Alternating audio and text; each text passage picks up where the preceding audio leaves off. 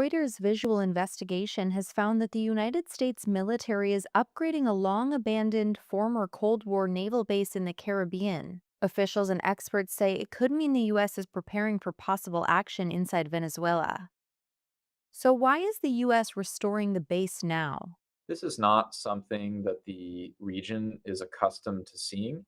Ryan Berg is director of the Americas program and head of the Future of Venezuela initiative at the Center for Strategic and International Studies.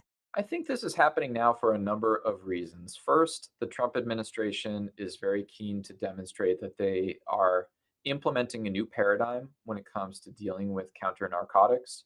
No longer is the US Coast Guard the lead operator in these missions, but the US Navy and the US Air Force have been brought in to support and in many ways take over these missions.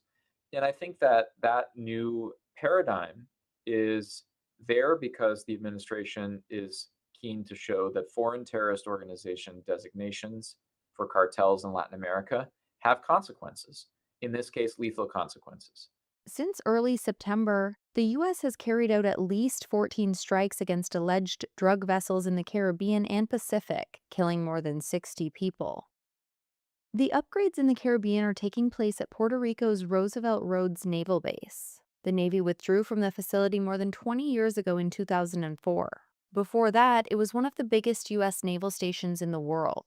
One U.S. official told Reuters the base occupies a strategic location and offers a large amount of space for gathering equipment. Construction activity was underway on September 17th. According to photos taken by Reuters, crews began clearing and repaving taxiways leading to the runway. In addition to the upgrades of landing and takeoff capabilities, the U.S. is building out facilities at civilian airports in Puerto Rico and St. Croix in the U.S. Virgin Islands. Those two U.S. territories sit roughly 500 miles from Venezuela. Reuters spoke to 3 U.S. military officials and 3 maritime experts, who said the new construction in Puerto Rico and the Virgin Islands pointed to preparations that could enable the U.S. military to carry out operations inside Venezuela. President Donald Trump has also suggested it. And a lot of the Venezuelan drugs come in through the sea, so you get to see that. But we're going to stop them by land also.